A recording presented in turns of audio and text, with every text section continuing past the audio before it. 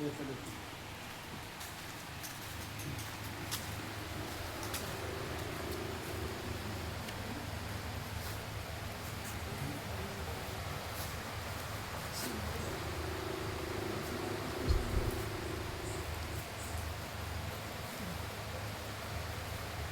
છે તબિયત? એવી ને એવી કે કાંઈ ફેર છે? એવી ને એવી. હા તો પછી લંબાવો.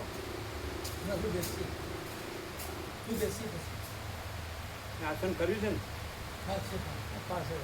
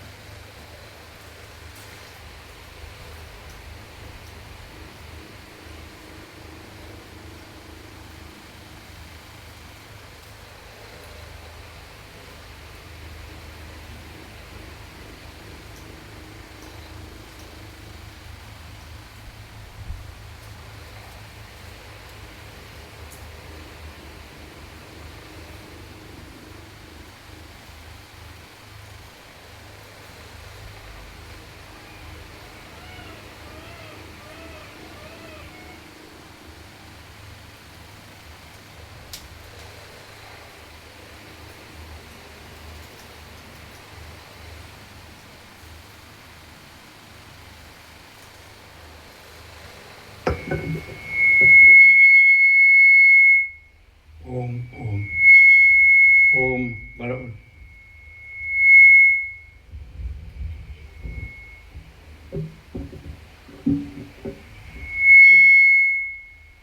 ઓમ બરાબર.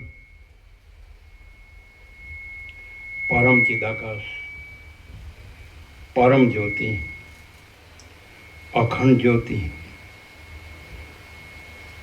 મહાચિદાકાશ, સ્વયં પ્રકાશ, સંપૂર્ણ પ્રકાશ, પૂર્ણ બ્રહ્મ, અનંત તેજગન, અનંત ચિદગન, પરમાકાશ, કેવલ, અનંત, શુદ્ધ, તેજગન, परमाकाश, अखिल आत्मा, पूर्ण ब्रह्म, परमात्मा, परम चिदाकाश, परम ज्योति, अखंड ज्योति, अनंत, पूर्ण, परम चिदाकाश, परम शांति, स्वयं सिद्ध, स्वयं प्रकाश, स्वयं पूर्ण, स्वस्वरूप, यही सब कुछ है, इसके सिवा कुछ नहीं है।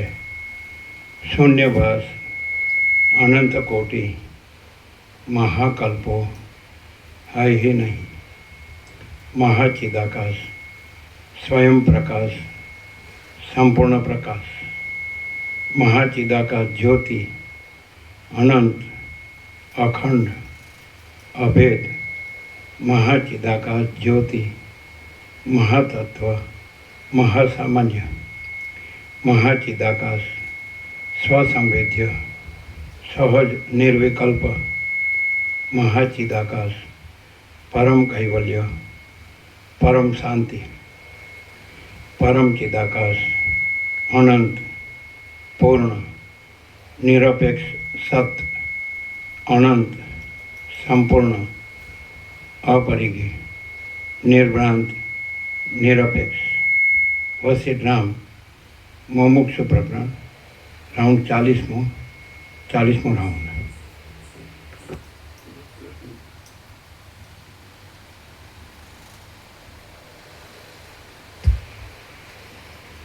આદ્ય પરબ્રહ્મ સદગુરુ દેવ કી જય.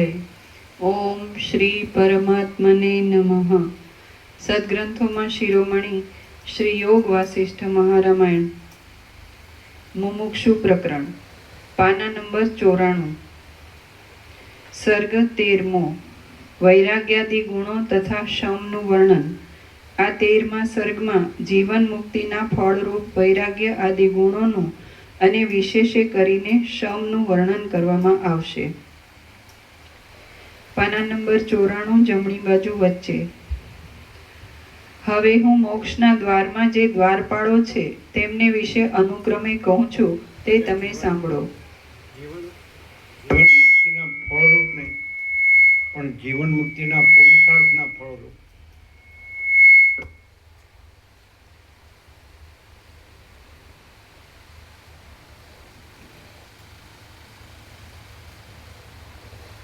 એના માટે જે પુરુષાર્થ કરે એ પુરુષાર્થનું ફળ શું થયું? સમ વિચાર સંતોષ સાધુ સંત પુરુષાર્થના ફળ હોય. સર્ગ 13મો. વૈરાગ્યાદિ ગુણો તથા શમનું વર્ણન. આ 13મા સર્ગમાં જીવન મુક્તિના પુરુષાર્થના ફળરૂપ વૈરાગ્ય આદિ ગુણોનું અને વિશેષે કરીને શમનું વર્ણન કરવામાં આવશે. પાના નંબર 94 જમણી બાજુ. જીવન મુક્તિના ફળરૂપ નહીં, જીવન મુક્તિના પુરુષાર્થના ફળરૂપ સાધન અને જીવન મુક્તિના ફળરૂપ તો હું પરમ ચિદાકાશ પરમ જ્યોતિ અખંડ જ્યોતિ એટલે કેવળ સ્વરૂપ. જીવન મુક્તિનું ફળ કેવળ સ્વરૂપ અને જીવન મુક્તિના સાધન રૂપે આ મોક્ષના 4 દ્વાર પુરુષાર્થ.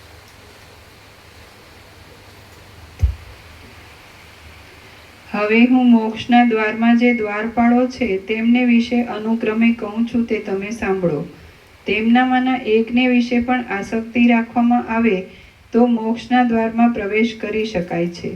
સુખની આશારૂપી તીવ્ર તરસથી બહુ જ લાંબી થઈ પડેલી અને ઘણા તાપવાળી આ સંસારરૂપી મરુભૂમિ વિવેકી પુરુષને શમને લીધે ચંદ્રમાની કાંતિના જેવી શીતળ થઈ જાય છે. શમથી જ કલ્યાણની પ્રાપ્તિ થાય છે. શમ જ ઉત્તમ પદવીરૂપ છે. શમ જ સુખદાયી છે. શમ જ શાંતિના કારણરૂપ છે અને શમ જ ભ્રાંતિનું નિવારણ કરનાર છે. શમથી તૃપ્તિ પામેલા, શમથી શણગારેલા ચિત્તવાળા અને શીતળ તથા અત્યંત સ્વચ્છ મનવાળા પુરુષને શત્રુ પણ મિત્ર થઈ જાય છે. જેમનું હૃદય શમરૂપી ચંદ્રથી શોભી રહ્યું છે તેમની પરમ નિર્મળતા ક્ષીરસાગરની નિર્મળતાની જેમ વિશેષ ઉદય પામે છે.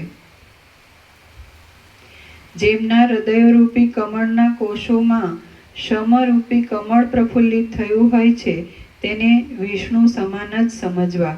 કારણ કે જેમ વિષ્ણુના હૃદય કમળમાં બ્રહ્માના આસનરૂપ કમળ પ્રફુલ્લિત થયું છે તેમ તેમના હૃદય કમળમાં શમરૂપી બીજું કમળ પ્રફુલ્લિત હોય છે. પોતાના ગુણોથી સઘળાઓની ઇન્દ્રિયોને વશ કરી લેનારા જે પુરુષોના મુખરૂપી નિષ્કલંક ચંદ્રમામાં શમની શોભા દીપી રહી હોય છે તે ઉત્તમ કુલીન પુરુષો વંદન કરવાને યોગ્ય છે. જેમની આગળ ચક્રવર્તીપણાની સંપત્તિઓ પણ વિસાત વિનાની છે તે શમની વિભૂતિઓ જેવો આનંદ આપે છે તેવો આનંદ ત્રૈલોક્યની અંદર રહેનારી કોઈ પણ વિભૂતિઓ આપતી નથી. જેમ સૂર્યમાં અંધારું નાશ પામે છે, તેમ જે કોઈ દુઃખો છે, જે કોઈ તૃષ્ણા છે અને જે કોઈ અસહ્ય ચિંતાઓ છે, તે સઘળું શાંત ચિત્તવાળા પુરુષોમાં લય પામી જાય છે. સર્વ પ્રાણીઓનું આશ્ચર્યભર્યું ચિત્ત શાંત મનુષ્યના દર્શનથી જેટલું પ્રસન્ન થાય છે, તેટલું ચંદ્રમાના દર્શનથી પણ પ્રસન્ન થતું નથી. શમથી શોભનારા અને સર્વ પ્રાણીઓ પર સ્નેહ રાખનારા સજ્જનમાં પરમ તત્વ આપમેળે જ પ્રસન્ન થાય છે. ક્રૂર સ્વભાવવાળા તેમજ કોમળ સ્વભાવવાળા મનુષ્યો જેમ પોતાની માતાનો વિશ્વાસ કરે છે, તેમ તેઓ શમવાળા પુરુષનો પણ વિશ્વાસ કરે છે. શમથી અંતઃકરણને જેવું સુખ પ્રાપ્ત થાય છે, તેવું સુખ ઇન્દ્રની પદવી મળતા અમૃતનું પાન કરવાથી કે વિષ્ણુની પદવી મળતા લક્ષ્મીનું આલિંગન કરવાથી પણ પ્રાપ્ત થતું નથી. હે રાઘવ, સઘળી આધિઓ તથા વ્યાધિઓએ બીવરાવીને ધ્રુજાવેલા અને તૃષ્ણારૂપી દોરડાથી ખેંચાઈને થાકી ગયેલા મનને તમે વારંવાર શમરૂપ અમૃત છાંટીને ધારણા આપો. જો બુદ્ધિ શમથી શીતળ થઈ હોય તો જે કરવામાં આવશે અને જે ખાવામાં આવશે તે સઘળું મીઠું લાગશે. હે તાત, શમ વિના મનમાં જે સારું હશે તે પણ મીઠું લાગશે નહીં.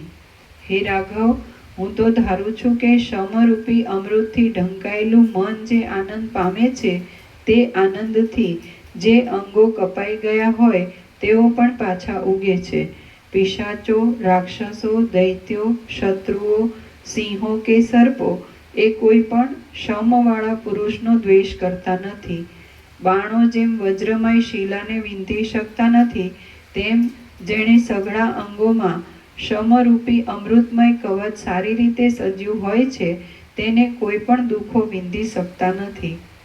સમજુ મનુષ્ય શમવાળી અને સમતાવાળી સ્વચ્છ બુદ્ધિથી જેવો શોભે છે, તેવો રાજા સુંદર રાણીથી પણ શોભતો નથી. શાંતિવાળા પુરુષને જોઈને માણસોને જેવો સંતોષ મળે છે, તેવો સંતોષ પ્રાણાધિક પ્રિયને જોવાથી પણ મળતો નથી. જે પુરુષ શમથી ભરેલી, લોકમાં વખણાયેલી અને સમતાવાળી વૃત્તિથી સારી રીતે વર્તે છે, તેનું જ જીવન સફળ છે, બીજા કોઈનું જીવવું સફળ નથી. નમ્ર અને શાંત મનવાળો સાધુ પુરુષ જે કાર્યો કરે છે, તેના તે સઘળા કાર્યોને સર્વ પ્રાણીઓ વખાણે છે. જે પુરુષ પ્રિય અથવા અપ્રિય પદાર્થને સાંભળીને, અડકીને, જોઈને, જમીને અથવા તો તેવા જળમાં નાહીને હર્ષ પામે નહીં, તેમ ગ્લાનિ પણ પામે નહીં, તે શાંત કહેવાય છે. સર્વ પ્રાણીઓને વિશે જે સમબુદ્ધિવાળો છે અને જે પુરુષ પ્રયત્નથી ઇન્દ્રિયોને જીતીને ભવિષ્યકાળના સુખાદિકને છોડી દે છે, તે શાંત કહેવાય છે. થોડું કામ રાઈટ રાઈટ એકદમ એક દોરાવા. હા, એક્ઝેક્ટ. એટલે આને વિસલ ન થાય. નિર્મળ બુદ્ધિથી તલસ્પર્શ કરીને જોતા જેના મનની અંદરના તથા બહારના સઘળા કાર્યો સરખા જોવામાં આવે છે, તે શાંત કહેવાય છે.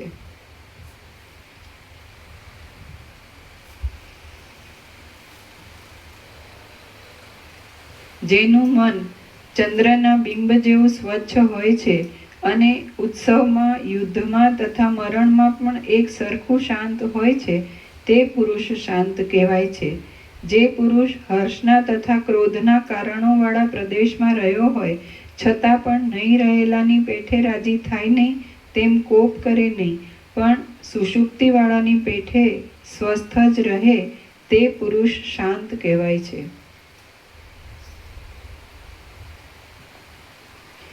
જેની પ્રસન્નતા ભરી દ્રષ્ટિ સર્વ લોકો ઉપર અમૃતના ઝરાની જેમ સુંદર પ્રસરતી હોય છે, તે પુરુષ શાંત કહેવાય છે. જે પુરુષ મનમાં અત્યંત શીતળ થઈ ગયો હોય અને વ્યવહાર કરવા છતાં પણ જે વિષયોમાં ડૂબી જતો ન હોય કે મોહ પામતો ન હોય, તે શાંત કહેવાય છે. દુરંત એટલે દુઃખે કરીને જેનો અંત આવે એવી. દુરંત આપદાઓ આવવા છતાં અને મોટા મોટા કલ્પોના પ્રલયો થયા છતાં જેનું મન નીચ વલણ લેતું નથી તે પુરુષ શાંત કહેવાય છે. વ્યવહાર કરવા છતાં પણ જેની બુદ્ધિ આકાશની પેઠે નિર્લેપ જ રહે તે પુરુષ શાંત કહેવાય છે. તપસ્વીઓમાં, ઘણું સમજનારાઓમાં, જ્ઞાન યજ્ઞ કરાવનારાઓમાં, રાજાઓમાં, બળવાનોમાં અને ગુણીજનોમાં પણ ક્ષમવાળો પુરુષ જ શોભે છે.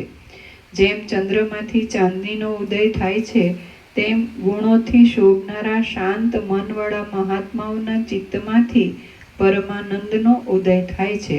ઘણી પ્રૌઢતાવાળો શમ ગુણોના સમૂહોની પરાકાષ્ઠા રૂપ છે અને પુરુષાર્થના મુખ્ય ભૂષણ રૂપ છે. તે સંકટોમાં અને ભયના સ્થાનકોમાં વિશેષે દીપે છે. હે રઘુનંદન, મહાત્મા પુરુષો કોઈથી હરી શકાય નહીં એવા અને પૂજ્ય પુરુષોએ સાવધાનપણાથી રક્ષેલા સમરૂપ ઉત્તમ અમૃતનો આશ્રય કરીને જે પદ્ધતિથી પરમ પદ પામ્યા છે તે જ પદ્ધતિનું તમે પણ સિદ્ધિને સારું સર્વદા અનુસરણ કરો. શ્રી યોગ વાસિષ્ઠ મહારામાયણમાં મુમુક્ષુ પ્રકરણનો વૈરાગ્યાદિ ગુણો તથા શમનું વર્ણન નામનો સર્ગ 13મો સમાપ્ત.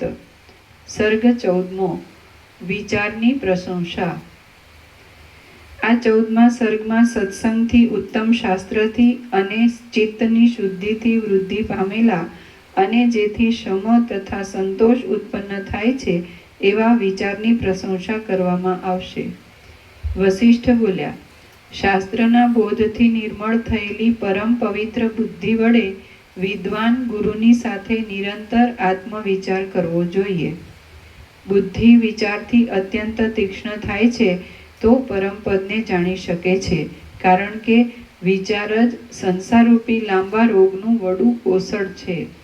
અનંત પ્રકારની પ્રવૃત્તિઓથી પ્રફુલ્લિત થયેલા આપદારૂપી વનને જો વિચારરૂપી કરવતથી કાપી નાખવામાં આવે છે તો તે પાછું ઉગતું જ નથી. હે મહાવિચક્ષણ, બંધુઓના નાશના સમયમાં, સંકટોના સમયમાં અને શાંતિના સમયમાં પણ મોહે કરીને કર્તવ્ય સૂઝતું નથી.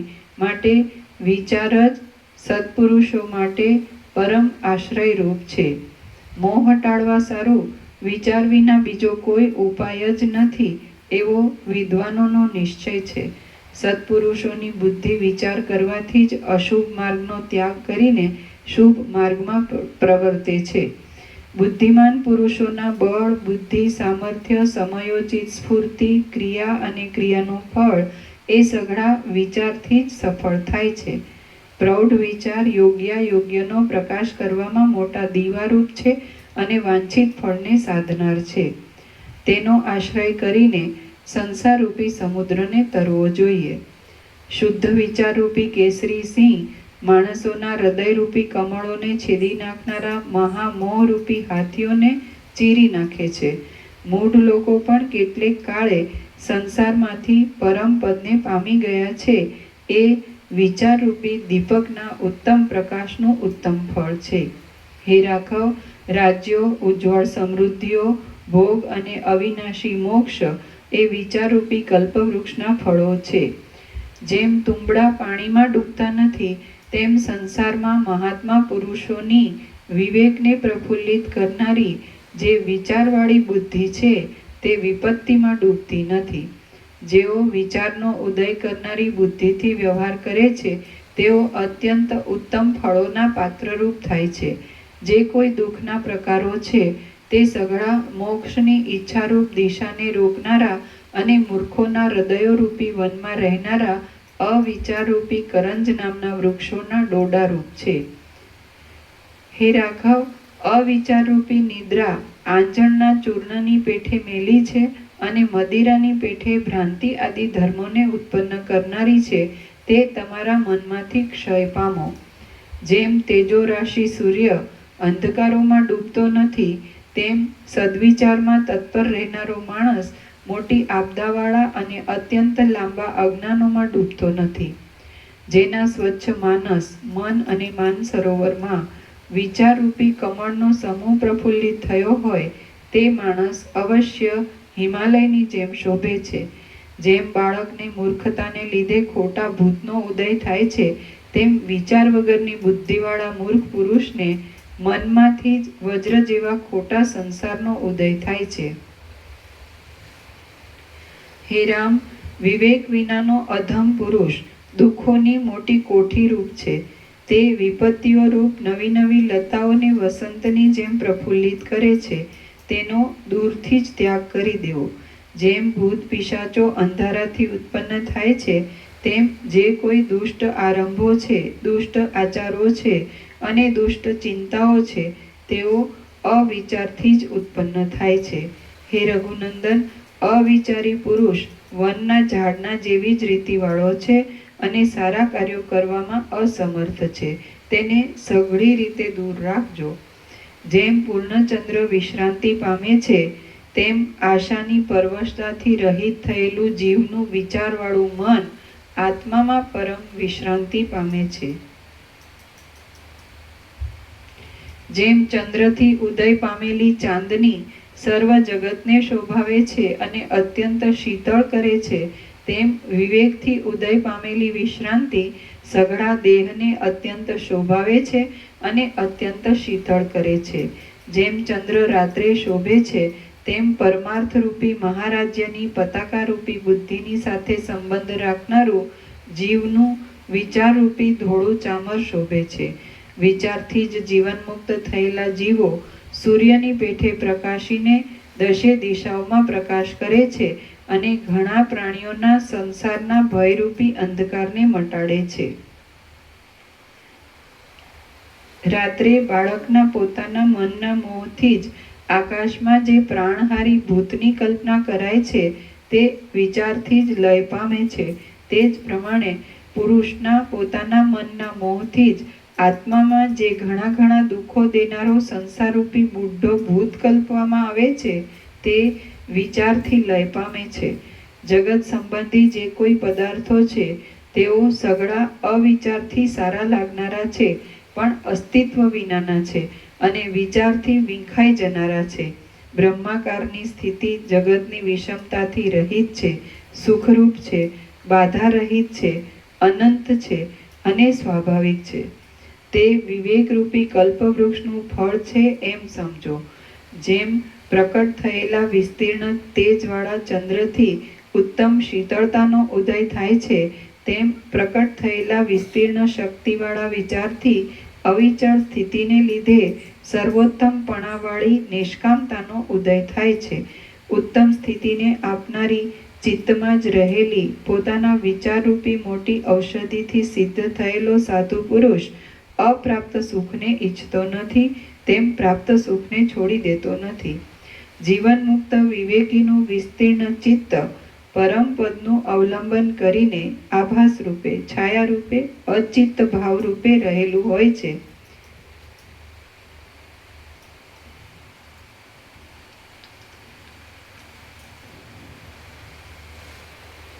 જીવન મુક્ત વિવેકીનું વિસ્તીર્ણ ચિત્ત પરમ પદનું અવલંબન કરીને આભાસ રૂપે, છાયા રૂપે, અચિત્ત ભાવ રૂપે રહેલું હોય છે. તેથી તે વિનાશ પામતું નથી.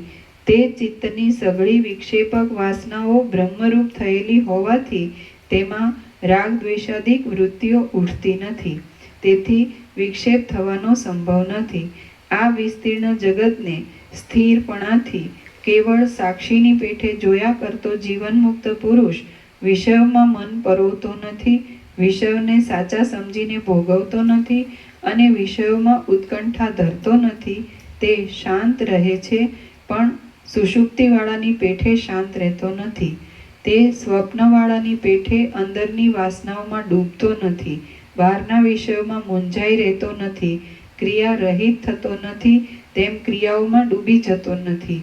એ પુરુષ સમુદ્રની પેઠે ગઈ વસ્તુની ઉપેક્ષા કરે છે, પ્રાપ્ત વસ્તુનો સ્વીકાર કરે છે, પોતાની મર્યાદાને છોડતો નથી, ક્રિયાઓને ચલાવ્યા કરે છે અને સર્વદા ભરપૂર રહે છે.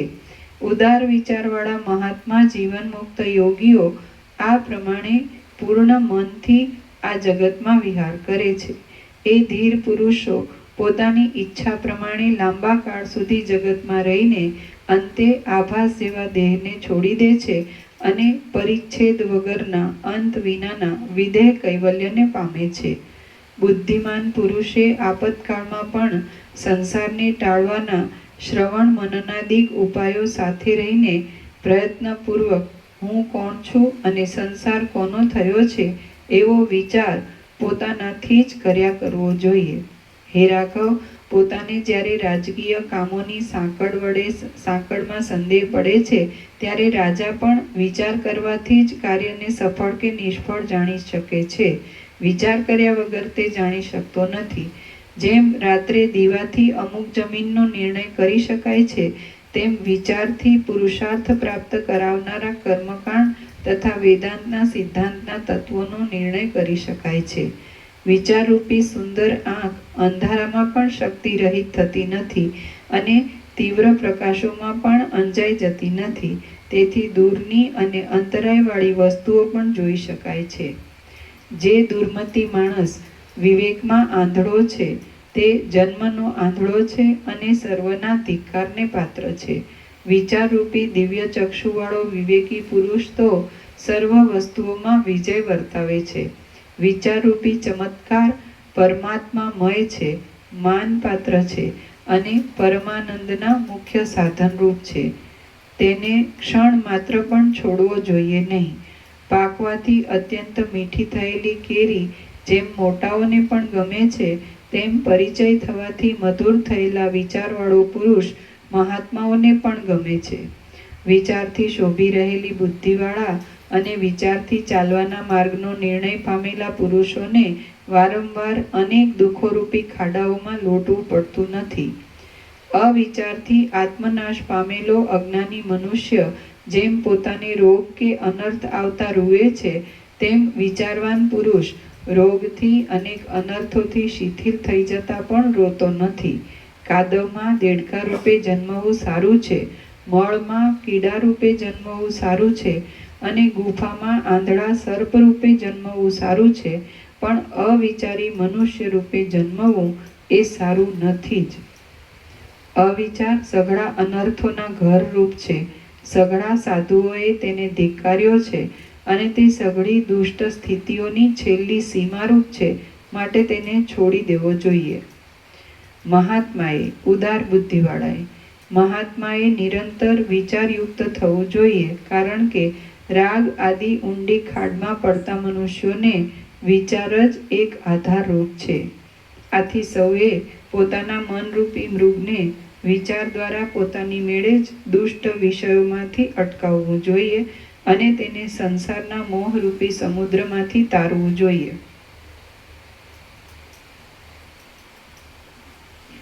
હું કોણ છું અને મને આ સંસારરૂપી દોષ શા કારણથી આવ્યો છે, તે એ રીતે શ્રુતિ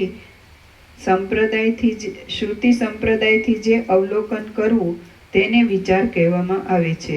હું કોણ છું અને મને આ સંસારરૂપી દોષ શા કારણથી આવ્યો છે, તે એ રીતે શ્રુતિ સંપ્રદાયથી જે અવલોકન કરવું તેને વિચાર કહેવામાં આવે છે. જેમ શિલાની અંદરનો ભાગ અત્યંત અંધકારમય છે, બહુ કઠોર છે અને કેવળ લાંબા કાળ સુધી ટાંકણા આદિથી કપાવારૂપ દુઃખો ભોગવવા માટે જ છે, તેમ વિચાર વગરના દુર્બુદ્ધિ પુરુષનું હૃદય પણ ઘોર અંધકારમય હોય છે. મોહને લીધે અત્યંત કઠિન હોય છે અને કેવળ લાંબા કાળ સુધી દુઃખો ભોગવવા સારું જ હોય છે. હે રાઘવ, સત્ય વસ્તુના ગ્રહણની અને મિથ્યા વસ્તુના ત્યાગની ઈચ્છાવાળા પુરુષો આ સંસારમાં વિચાર કર્યા વિના કશા સાચા તત્વને જાણી શકતા નથી. વિચારથી તત્વજ્ઞાન થાય છે, તત્વજ્ઞાનથી આત્મામાં વિશ્રાંતિ થાય છે, વિશ્રાંતિથી મનમાં શાંતિ થાય છે અને તેથી સઘળા દુઃખોનો ક્ષય થાય છે.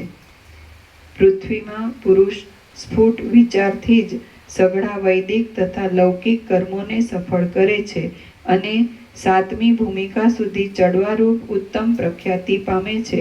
માટે તમારે સમવાળા એવા વિચાર ઉપર રુચિ રાખવી. શ્રી યોગ વાસિષ્ઠ મહારામાયણમાં મુમુક્ષુ પ્રકરણનો વિચાર નિરૂપણ નામનો સર્ગ 14મો સમાપ્ત. સર્ગ 15મો સંતોષનું વર્ણન.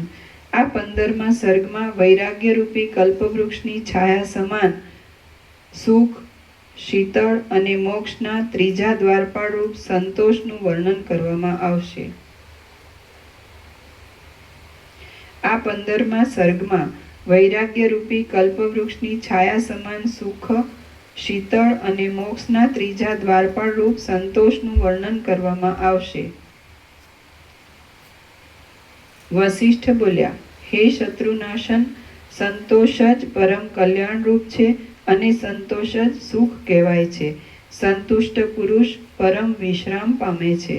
સંતોષરૂપી ઐશ્વર્યથી સુખ્યા અને લાંબા કાળથી વિશ્રાંતિ પામેલા ચિત્તવાળા શાંત પુરુષોને ચક્રવર્તી રાજ્ય પણ જૂના ખડના તણખલા જેવું લાગે છે.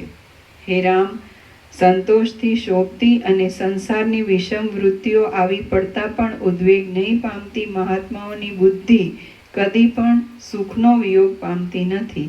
જે શાંત પુરુષો સંતોષરૂપી અમૃતના પાનથી તૃપ્તિ પામ્યા હોય છે તેમને આ અતુલ વૈભવોવાળી લક્ષ્મી પણ ઝેરની જેમ પ્રતિકૂળ લાગે છે. દીનતા આદિ દોષોનો નાશ કરનારો અને અત્યંત મીઠા સ્વાદવાળો સંતોષ જેવું સુખ આપે છે તેવું સુખ અમૃતના રસની લહરીઓ પણ આપતી નથી. જે પુરુષ અપ્રાપ્ત વસ્તુઓની ઈચ્છા કરતો નથી તથા પ્રાપ્ત વસ્તુઓને પણ અપ્રાપ્ત જેવી લેખે છે અને તેથી જેને હર્ષ શોકની દશા જોવી પડતી નથી તે સંતુષ્ટ કહેવાય છે. જ્યાં સુધી મન પોતાની મેળે જ પોતાનામાં સંતોષ પામતું નથી ત્યાં સુધી એ મનરૂપી ખાડામાંથી લતાઓની જેમ આપદાઓ ઉત્પન્ન થયા જ કરે છે. જેમ ચંદ્રના કિરણોથી શીતળ કરેલું કમળ સૂર્યના કિરણોથી અત્યંત પ્રફુલ્લિત થાય છે તેમ સંતોષથી શીતળ થયેલું ચિત્ત શુદ્ધ જ્ઞાન સંબંધી વિચારોથી અત્યંત પ્રફુલ્લિત થાય છે. જેમ મેલા અરીસામાં મોંનું પ્રતિબિંબ પડતું નથી તેમ સંતોષ વિનાના અને આશાની આળપંપાળથી પરવશ થયેલા ચિત્તમાં પણ જ્ઞાનનું પ્રતિબિંબ પડતું નથી. જેને સર્વદા સંતોષરૂપી સૂર્ય ઉગ્યો હોય છે તે મનુષ્યરૂપી કમળ અજ્ઞાનરૂપી ગાઢી રાત્રિથી પણ સંકોચ પામતું નથી. જેનું મન સંતોષ પામેલું હોય છે તે માણસ અત્યંત દરિદ્ર હોય તો પણ આદિઓથી તથા વ્યાધિઓથી રહિત એવા ચક્રવર્તીપણાના સુખને ભોગવે છે. જે અત્યંત સૌમ્ય અને સદાચારી પુરુષ અપ્રાપ્ત વસ્તુને ઈચ્છતો નથી અને પ્રાપ્ત થયેલા સુખ દુઃખને ભોગવ્યા કરે છે તે સંતુષ્ટ કહેવાય છે.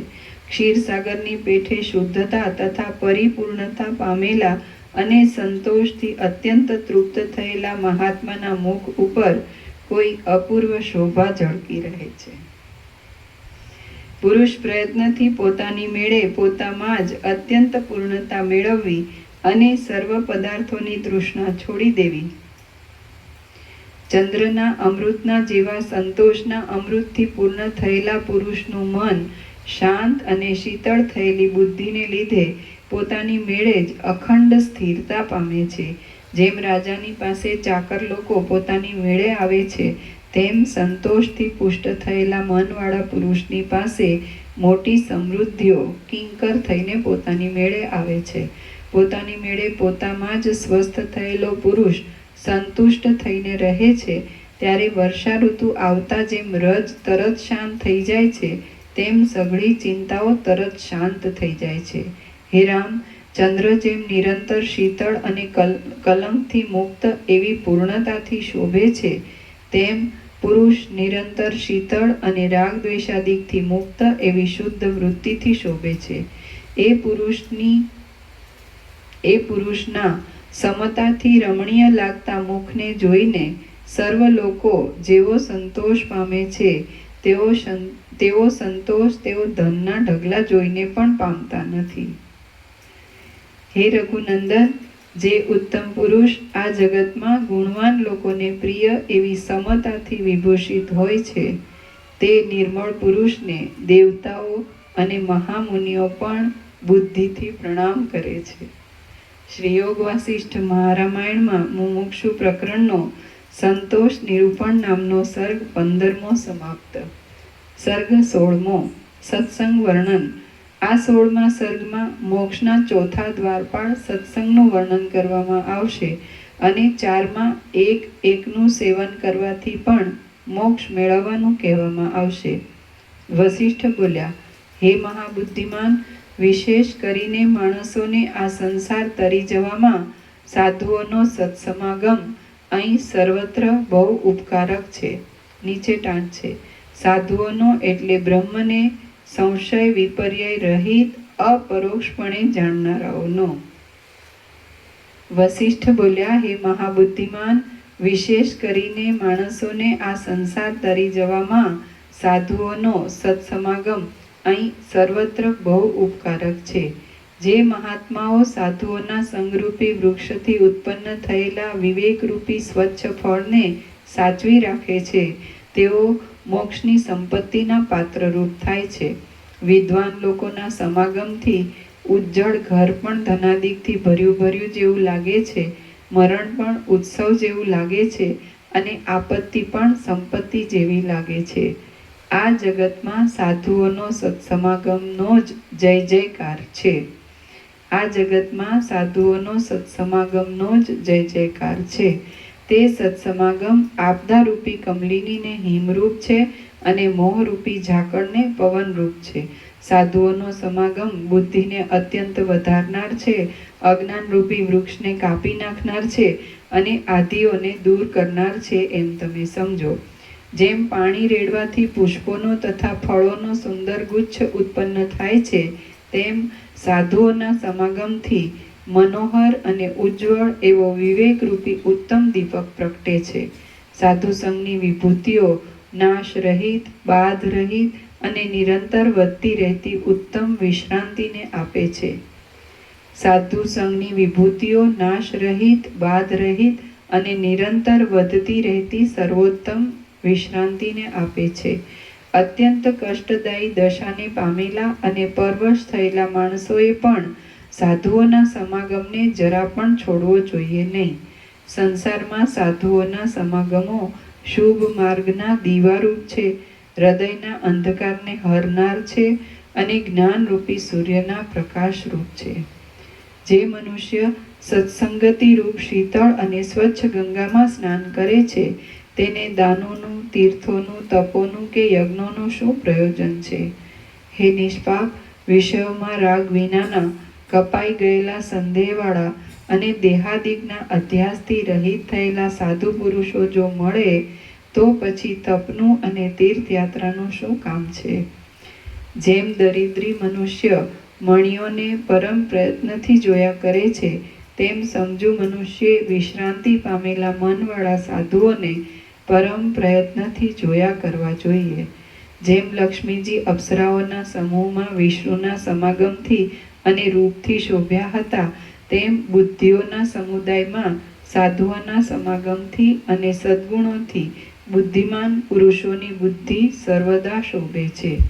જે ભાગ્યશાળીએ સાધુઓના સમાગમને છોડ્યો નથી, તેણે નિર્મળ વિચારથી મળનારા બ્રહ્મપદને સૌથી પહેલા પોતાના મુકુટ રૂપ કરી લીધું છે એમ સમજવું. જે ભાગ્યશાળીએ સાધુઓના સમાગમને છોડ્યો નથી, તેણે નિર્મળ વિચારથી મળનારા બ્રહ્મપદને સૌથી પહેલા પોતાના મુકુટ રૂપ કરી લીધું છે એમ સમજવું.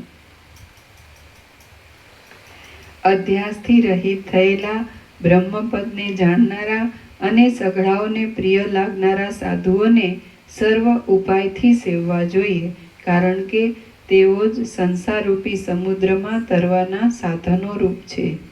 જે મનુષ્યોએ નરકરૂપી અગ્નિને મેઘની પેઠે ઠારી દેનારા સાધુઓને રમતમાં પણ દીઠા નથી, તે મનુષ્યો નરકરૂપી અગ્નિઓને સૂકા ઈંધણાની જેમ કામ આવે છે.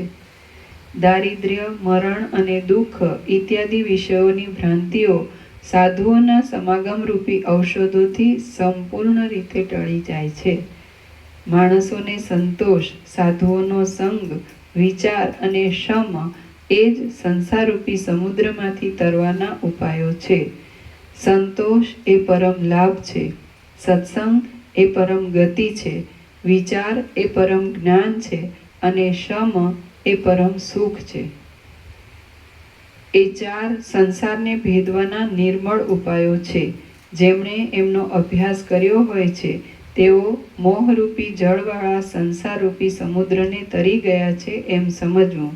હે સુબુદ્ધિમાનોમાં શ્રેષ્ઠ, એ ચારમાંથી નિર્મળ ફળ આપનારા એકનો પણ જો અભ્યાસ થાય તો ચારેનો અભ્યાસ થઈ જાય છે. એ ચારમાંનો એક પણ ચારને ઉત્પન્ન કરનાર છે. માટે મનુષ્યે એ ચારને સિદ્ધ કરવા સારું યત્નપૂર્વક એકનો તો અવશ્ય આશ્રય કરવો જોઈએ. જેમ મોજા આદિ વિનાના સ્વચ્છ સમુદ્રમાં વહાણો સારી રીતે ફરી શકે છે, તેમ શમથી સ્વચ્છ થયેલા મનમાં સત્સંગ, સંતોષ અને વિચાર સારી રીતે પ્રવર્તી શકે છે. જેમ કલ્પવૃક્ષોનો આશ્રય કરનારા પ્રાણીને લૌકિક સંપત્તિઓ સાંપડે છે, તેમ વિચાર, સંતોષ, શમ અને સત્સંગરૂપી કલ્પવૃક્ષનો આશ્રય કરનારા જીવને જ્ઞાનની સંપત્તિ સાંપડે છે. જેમ પૂનમના ચંદ્રમાં સૌંદર્ય આદિ ગુણો પ્રવર્તે છે, તેમ વિચાર, શમ, સંતોષ અને સત્સંગવાળા મનુષ્યમાં પ્રસાદ, પ્રસન્નતા આદિ ગુણો પ્રવર્તે છે.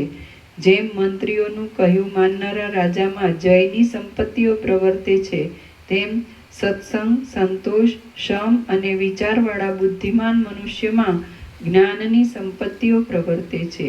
આથી હે રઘુનંદન, મનને પુરુષાર્થથી જીતીને આ ગુણોમાંથી એક ગુણનું સર્વદા યત્નથી સંપાદન કરવું જોઈએ. જ્યાં સુધી દ્રઢ પુરુષાર્થથી મનરૂપી માતંગને જીતીને એમાંના એક ગુણને પણ ધારણ કરવામાં આવતો નથી, ત્યાં સુધી ઉત્તમ ગતિ મળતી નથી.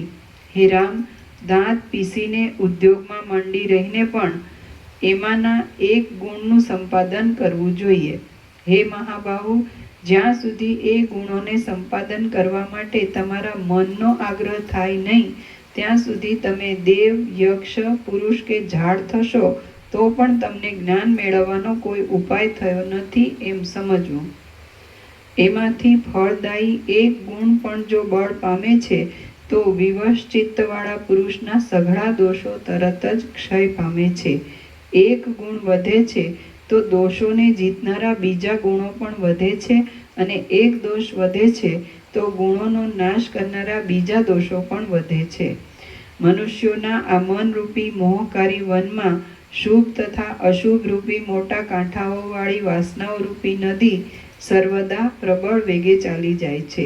આપણે પોતાના પ્રયત્નથી એ નદીને જે કાંઠામાં નાખીએ તે કાંઠામાં જ તે વહે છે. માટે જેમ તમારી ઈચ્છા હોય તેમ કરો. હે ઉત્તમ બુદ્ધિવાળા રામ, મનરૂપી વનમાં ચાલી જતી પોતાની વાસનારૂપ એ મોટી નદીને તમે પુરુષ પ્રયત્નના વેગથી અનુક્રમે શુભ કિનારાને અનુસરતી કરો. તેમ કરવાથી તમે જરા પણ અશુભ કિનારાની કોરે તણાશો નહીં. શ્રી યોગ વાસિષ્ઠ મહારામાયણમાં મુમુક્ષુ પ્રકરણનો સત્સંગ વર્ણન નામનો સર્ગ 16મો સમાપ્ત. સર્ગ 17મો ગ્રંથ વિભાગ. આ 17મા સર્ગમાં આ ગ્રંથની સંખ્યાના પ્રકરણ ક્રમથી વિભાગ અને તેઓમાં વર્ણન કરવાના વિષયો કહેવામાં આવશે. વસિષ્ઠ બોલ્યા, હે રાઘવ, જેમ વિવેકી રાજા નીતિશાસ્ત્રની વાણી સાંભળવાને યોગ્ય છે, તેમ આ સંસારમાં ઉપર કહેલી રીતે જેના મનમાં વિવેક ઉત્પન્ન થયો હોય તે મહાત્મા પુરુષ જ્ઞાનની વાતો સાંભળવાને યોગ્ય છે. જેમ મેઘના સંગથી રહિત થયેલું નિર્મળ આકાશ શરદ ઋતુના નિર્મળ ચંદ્રના ઉદયને યોગ્ય છે, તેમ મૂર્ખોના સંગથી રહિત થયેલો નિર્મળ અને મોટા મનવાળો પુરુષ નિર્મળ વિચારના ઉદયને યોગ્ય છે. તમે એ ગુણોની અખંડિત લક્ષ્મીથી સંપન્ન છો, તેથી હું આજે મનના મોહને હરનારું વચન કહીશ તે તમે સાંભળો. જેનું પુણ્યરૂપી કલ્પવૃક્ષ ફળોના ભારથી લચીને મુક્તિ આપવા માટે જ સજ્જ ઊભું હોય, તે જીવને આ સાંભળવાની સૂઝ જાગે છે. કલ્યાણને વાસ્તે પવિત્ર, ઉદાર અને પરમ બોધને જ દેનારા વચનોનું પાત્ર ઉત્તમ પુરુષ જ થાય છે. કોઈ અધમ પુરુષ એ વચનોનું પાત્ર થતો નથી. આ મોક્ષ દેનારી અને મોક્ષોપાય નામની વેદ તુલ્ય સંહિતા 32,000 શ્લોકની છે. માણસ જાગતો હોય અને તેની આગળ દીવો બળતો હોય તો તે દીવો તે માણસની ઈચ્છા વિના પણ તેને પ્રકાશ આપે છે. તેમ આ ગ્રંથ તેનો અભ્યાસ કરનાર માણસને તેની ઈચ્છા વિના પણ મુક્તિ આપે છે. આ સંહિતા પોતાની મેળે જ અભ્યાસ કરીને સમજી હોય અથવા વર્ણન કરતા બીજા કોઈના મુખથી સાંભળી હોય તો ગંગાજી જેમ તરત તાપ પાપની શાંતિ કરી પરમ સુખ આપે છે, તેમ તે તરત જ સઘળી ભ્રાંતિની શાંતિ કરી પરમ સુખ આપે છે. જેમ રજ્જુનું દોરડીનું અવલોકન કરવાથી થયેલી સર્પની ભ્રાંતિ ટળી જાય છે, તેમ આ સંહિતાનું અવલોકન કરવાથી સંસારના દુઃખો ટળી જાય છે. આ સંહિતામાં યુક્તિયુક્ત અર્થોથી ભરેલા વાક્યોવાળા અને શ્રેષ્ઠ દ્રષ્ટાંતોવાળી આખ્યાયિકાઓવાળા જુદા જુદા 6 પ્રકરણો છે. એ પ્રકરણોમાં પહેલું વૈરાગ્ય પ્રકરણ છે. જેમ નિર્જળ પ્રદેશમાં પાણી રેડવાથી ઝાડ વધે છે, તેમ તેના અભ્યાસથી વૈરાગ્ય વધે છે. જેમ સારી રીતે લૂછી નાખવાથી મણીમાં શુદ્ધતા ઝળકી ઉઠે છે, તેમ એ પ્રકરણના 1,500 શ્લોકોનો વિચાર કરવાથી હૃદયમાં શુદ્ધતા ઝળકી ઉઠે છે. તે પછી 1,000 શ્લોકનું અનેક યુક્તિઓની રચનાથી સુંદર એવું મુમુક્ષુ વ્યવહાર નામનું બીજું પ્રકરણ છે. તેમાં મુમુક્ષુ માણસોના સ્વભાવનું વર્ણન કર્યું છે. ફરીથી પહેલું પ્રકરણ વૈરાગ્ય. હા. જેમ નિર્જળ પ્રદેશમાં પાણી રેડવાથી ઝાડ વધે છે, તેમ એના અભ્યાસથી વૈરાગ્ય વધે છે. એ પ્રકરણોમાં પહેલું વૈરાગ્ય પ્રકરણ છે. જેમ નિર્જળ પ્રદેશમાં પાણી રેડવાથી ઝાડ વધે છે, તેમ એના અભ્યાસથી વૈરાગ્ય વધે છે. જેમ સારી રીતે લૂછી નાખવાથી મણીમાં શુદ્ધતા ઝળકી ઉઠે છે, તેમ એ પ્રકરણના 1,500 શ્લોકોનો વિચાર કરવાથી હૃદયમાં શુદ્ધતા ઝળકી ઉઠે છે. તે પછી 1,000 શ્લોકનું અનેક યુક્તિઓની રચનાથી સુંદર એવું મુમુક્ષુ વ્યવહાર નામનું બીજું પ્રકરણ છે. તેમાં મુમુક્ષુ માણસોના સ્વભાવનું વર્ણન કર્યું છે. તે પછી ઘણા દ્રષ્ટાંતો તથા ઘણી આખ્યાયિકાઓવાળું ઉત્પત્તિ પ્રકરણ છે. તેમાં વિજ્ઞાનનું પ્રતિપાદન કર્યું છે અને તેમાં 7,000 શ્લોકો છે. તેમાં હું અને આ એવા રૂપવાળી જગત સંબંધી દ્રષ્ટાની તથા દ્રશ્યોની વિચિત્રતા ઉત્પન્ન થઈ જ નથી, છતાં પણ ભ્રાંતિને લીધે તે ઉત્પન્ન થયેલી જણાય છે, એ વિશે વર્ણન કર્યું છે. એ પ્રકરણ સાંભળવાથી શ્રોતા મનુષ્ય આ સઘળા જગતને પોતાની અંદર જ કલ્પાયેલું સમજે છે.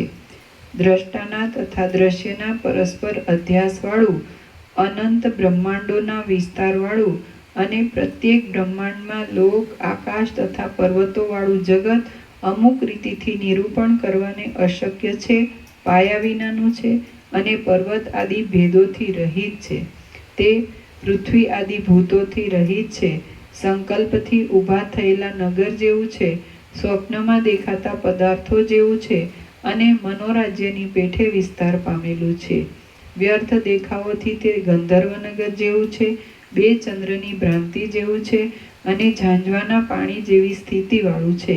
તે વહાણ ચાલતા પર્વતો ચાલવાના ભ્રમ જેવું છે, સત્યથી તથા પુરુષાર્થથી રહિત છે, ચિત્ત ભ્રમથી કલ્પાયેલા પિશાચ જેવું છે અને બીજ રહિત છતાં પણ તે પ્રતીત થાય છે.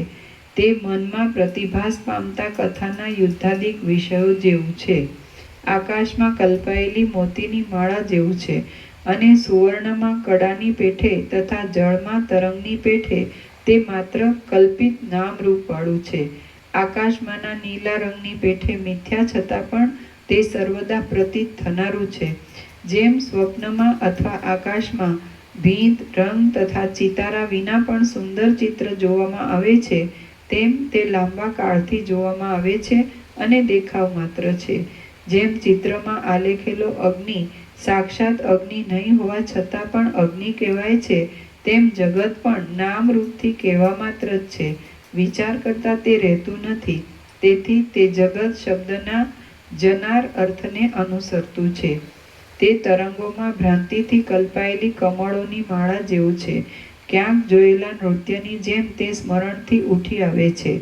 આકાશમાં ચકલાઓની ભારે ચીચિયારીઓ સંભળાતા છાતી પર હાથનો ભાર દઈને સૂતેલા પુરુષને તળાવની જે ભ્રાંતિ થાય છે તેના જેવું તે છે.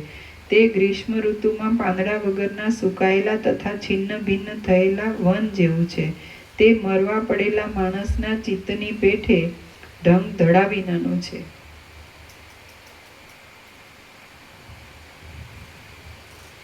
તે પર્વતની ગુફાની પેઠે ઘોર અંધારાવાળું છે, ઉજ્જડ તથા ભયંકર છે. તે અંધકારવાળી ગુફામાં કલ્પનાથી થતા એક નાચ જેવું છે. તે ઘેલા માણસની ચેષ્ટા જેવું છે. તે અજ્ઞાનરૂપી ટાઢા ઝાકળના વરસાદવાળું છે. શરદ ઋતુના આકાશ જેવા નિર્મળ બ્રહ્મમાં ઉઠેલું છે અને થાંભલામાં કોતરેલા તથા ભીંતમાં આલેખેલા ચિત્રો જેવું છે. તે માટીમાંથી બનાવેલા ઝાડ આદિ અચેતનના તથા હાથી આદિ ચેતનના પૂતળા જેવું છે. એ ઉત્પત્તિ પ્રકરણ પછી ચોથું સ્થિતિ પ્રકરણ છે. તેમાં 3000 શ્લોકો છે અને તેમાં ઘણા વ્યાખ્યાનો તથા ઘણી આખ્યાયિકાઓ છે. તેમાં દ્રષ્ટાના તથા દ્રશ્યના ક્રમને પામેલું બ્રહ્મ જે રીતે ભોગ્ય રૂપે તથા ભોક્તા રૂપે સ્થિતિ પામ્યું છે અને 10 દિશાઓના મંડળમાં વિસ્તાર પામીને પ્રકાશતો આ જગતરૂપી બ્રહ્મ જે રીતે વૃદ્ધિ પામ્યો છે તે રીતિનું ઘણું વર્ણન કર્યું છે. તે પછી પાંચમું 5000 શ્લોકનું પવિત્ર અને અનેક યુક્તિઓથી રમણીયતાવાળું ઉપશાંતિ પ્રકરણ છે. તેમાં આ જગત, હું, તું અને તે એવી રીતે ઉઠેલી ભ્રાંતિ જે પ્રકારથી શાંત થાય છે તે પ્રકાર અનેક શ્લોકોથી કહ્યો છે. એ ઉપશાંતિ પ્રકરણ સાંભળવાથી જીવન મુક્ત થયેલા પુરુષને જન્મ મરણ રૂપી સંસાર શાંત થઈ જાય છે. તે વખતે તે ભ્રાંતિ મરવાથી ક્ષીણ થયેલું તે જગત ભૂંસાઈ ગયેલી આલેખેલી સેનાની પેઠે કાંઈક જોવામાં આવે છે. તે માંડ 100માં ભાગે બાકી રહે છે. તે બીજાના ચિત્તમાં રહેલી સંકલ્પિત નગરની શોભા જેવું થઈ જાય છે. પડખામાં સૂતેલો માણસ સ્વપ્નમાં ધનાદિક નહીં મળવાથી યુદ્ધ કરતો હોય તથા મોટી ચીસો પાડતો હોય તેના જેવું તે લાગે છે. તે શાંત સ્થિતિમાં સંકલ્પથી કલ્પાયેલા પ્રબળ વાદળાના ભયંકર શબ્દ જેવું લાગે છે. વળી તે સ્વપ્નથી અથવા સંકલ્પથી કલ્પાઈને ઘણી રીતે ભૂલાઈ ગયેલા નગર જેવું લાગે છે. પછી અનુક્રમે એ શાંતિ કરતાં પણ વધારે શાંતિ મળે છે. ત્યારે જગત ભવિષ્યનગરના બગીચામાં જણનારી વાંજણીના જેવું જ લાગે છે અને એ વાંજણીએ જીભથી વર્ણન કરવા માંડેલી પોતાના પુત્રોની યુદ્ધ આદિ સંબંધી કથાના અનુભવ જેવું લાગે છે. ત્યારે તે જેણે ચિત્રો કદી પણ આલેખ્યા ન હોય તેના ચિત્રોથી ભરાઈ ગયેલી ભીત જેવું લાગે છે અને બીજા માણસે કલ્પેલી છતાં ભૂલાઈ જવાતી નગરી જેવું લાગે છે. તે કોઈ પણ ઋતુમાં ઉત્પન્ન નહીં થયેલા બગીચા જેવું લાગે છે. તે ભવિષ્યની ફૂલવાડીમાં વસંતનો રંગ લાગ્યા જેવું જણાય છે અને છેવટે તે જેમાં તરંગોના સમૂહ અંદર જ લીન થઈ ગયા હોય એવી સ્વચ્છ જળવાળી નદી જેવા પરબ્રહ્મ રૂપ જ થઈ જાય છે. તે પછી છઠ્ઠું નિર્વાણ પ્રકરણ કહ્યું છે. તેમાં 14500 શ્લોકો છે અને તે જ્ઞાનરૂપી મહાન પુરુષાર્થને આપનારું છે.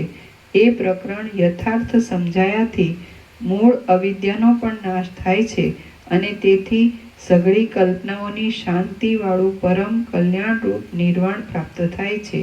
નિર્વાણ પામેલો પુરુષ નિર્વિષય થાય છે, ચૈતન્યના પ્રકાશરૂપ થાય છે, જ્ઞાનરૂપ થાય છે, ઉપાધિઓ રહિત થાય છે, વાદળા વિનાના આકાશના ગર્ભ જેવો સ્વચ્છ થાય છે અને સંસાર સંબંધી સઘળી ભ્રાંતિઓથી મુક્ત થાય છે.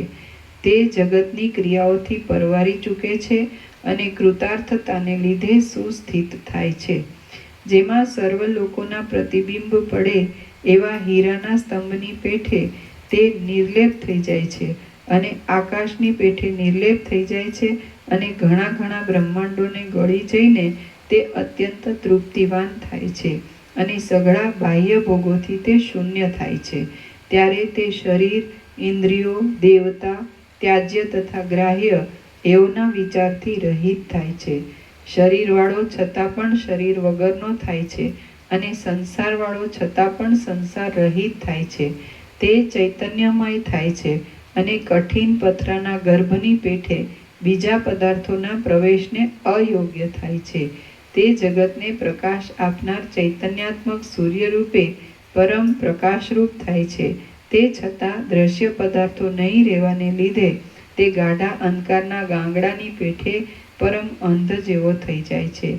તે સંસારની દુષ્ટ ખટપટોથી મુક્ત થાય છે અને આશારૂપી વિસૂચિકાથી મોકળો થાય છે. તે અહંકારરૂપી પિશાચને જોતો નથી અને શરીર રહિત છતાં પણ તે બીજાઓને શરીરી હોય તેવો લાગે છે. મહામેરુ પર્વતના કોઈક ફૂલમાં એકાદ ભમરી બેઠી હોય છે તેમ બ્રહ્મરૂપ થયેલા એ જીવન મુક્ત પુરુષોના કરોડો રૂંવાડામાંના એક રૂંવાડા જેવી અવિદ્યાના એકાદ ભાગમાં આ જગતનું સૌંદર્ય વાસ કરીને રહે છે. મહામેરુ પર્વતના કોઈક ફૂલમાં એકાદ ભમરી બેઠી હોય છે તેમ બ્રહ્મરૂપ થયેલા એ જીવન મુક્ત પુરુષના કરોડો રૂંવાડામાંના એક રૂંવાડા જેવી અવિદ્યાના એકાદ ભાગમાં આ જગતનું સૌંદર્ય વાસ કરીને રહે છે. જે વ્યાપક ચૈતન્યરૂપ પરબ્રહ્મના ઉદરમાં એક એક પરમાણુ જેટલા ભાગમાં હજારો બ્રહ્માંડોની રચનાઓને બનાવીને જુએ છે તે પરબ્રહ્મ જીવન મુક્તના સ્વરૂપભૂત છે. જે વ્યાપક ચૈતન્યરૂપ પરબ્રહ્મના ઉદરમાં એક ફરીથી એ જ જે વ્યાપક ચૈતન્યરૂપ પરબ્રહ્મના ઉદરમાં એક એક પરમાણુ જેટલા ભાગમાં હજારો બ્રહ્માંડોની રચનાઓને બનાવીને જુએ છે તે પરબ્રહ્મ જીવન મુક્તના સ્વરૂપભૂત છે. જીવન મુક્ત થયેલા મહામતી પુરુષના હૃદયની વિશાળતાનું માપ સેંકડો અને લાખો વિષ્ણુઓથી, શિવોથી કે બ્રહ્માઓથી પણ કરી શકાતું નથી. જીવન મુક્ત થયેલા મહામતી પુરુષના હૃદયની વિશાળતાનું માપ જીવન મુક્ત થયેલા મહામતી પુરુષના હૃદયની વિશાળતાનું માપ સેંકડો અને લાખો વિષ્ણુઓથી, શિવોથી કે બ્રહ્માઓથી પણ કરી શકાતું નથી. કારણ કે સર્વોત્તમ બ્રહ્મરૂપ થયેલા જીવન મુક્તના હૃદયની વિશાળતા અપાર જ છે. કારણ કે સર્વોત્તમ બ્રહ્મરૂપ થયેલા જીવન મુક્તના હૃદયની વિશાળતા અપાર જ છે. શ્રી યોગ વાસિષ્ઠ મહારામાયણમાં મુમુક્ષુ પ્રકરણનો ગ્રંથ વિભાગ નામનો સર્ગ 17મો સમાપ્ત. સર્ગ 18મો ગ્રંથના ગુણ. આ 18મા સર્ગમાં આ ગ્રંથના મુખ્ય ગુણો ફળોની સાથે કહેવામાં આવશે અને ઉપમાઓમાં કયા અંશો ગ્રહણ કરવા તે પણ કહેવામાં આવશે. વસિષ્ઠ બોલ્યા, જેમ સારું બીજ વાવવામાં આવ્યું હોય તો તેમાંથી સારું ફળ અવશ્ય ઉત્પન્ન થાય છે, તેમ આ સંહિતાને વાંચવાથી અવશ્ય જ્ઞાન ઉત્પન્ન થાય છે. માણસે રચેલું શાસ્ત્ર પણ જો યુક્તિઓથી તત્વનો નિર્ણય કરાવતું હોય તો તેને ગ્રહણ કરવું અને ઋષિએ રચેલું શાસ્ત્ર પણ જો તેવી રીતે નિર્ણય કરાવતું ન હોય તો તેને ત્યજી દેવું. બુદ્ધિમાન પુરુષે તો ન્યાયને અનુસરતી પદ્ધતિ જ પકડવી જોઈએ. બાળકનું વચન પણ જો યુક્તિવાળું હોય તો તે સ્વીકારી લેવું અને બ્રહ્માનું વચન પણ જો યુક્તિઓથી વિરુદ્ધ હોય તો તેને તણખલાની પેઠે છોડી દેવું. પાસે રહેલા ગંગાના જળને છોડી દઈને જે આ તો અમારા બાપનો કૂવો છે એવા આગ્રહથી તે કૂવાનું પાણી પીતો હોય તે હઠીલા પુરુષને કોણ સમજાવી શકે? જેમ પરોઢિયું થતાં અવશ્ય પ્રકાશ આવે છે તેમ આ સંહિતા વાંચવાથી અવશ્ય સારો વિવેક પ્રાપ્ત થાય છે. આ ગ્રંથને વિદ્વાનના મુખથી સંપૂર્ણ સાંભળવામાં આવે છે અને પોતાની મેળે ધીરે ધીરે વિચાર કરતા બુદ્ધિમાં સંસ્કાર પ્રાપ્ત થાય છે, ત્યારે મનમાં પ્રથમ લતાની પેઠે અત્યંત શુદ્ધ સંસ્કૃત વાક્યોનો ઉદય થાય છે અને તે વાક્યો સભાના મોટા આભૂષણ રૂપ થાય છે. ત્યારે મોટાપણાને અનુસરતા ગુણોવાળી ઉત્તમ ચતુરાઈ પણ ઉદય પામે છે અને તેથી રાજાઓ તથા દેવની પેઠે પૂજવા જેવા વિદ્વાનો પણ રાજી થઈને તે માણસ ઉપર સ્નેહ રાખે છે.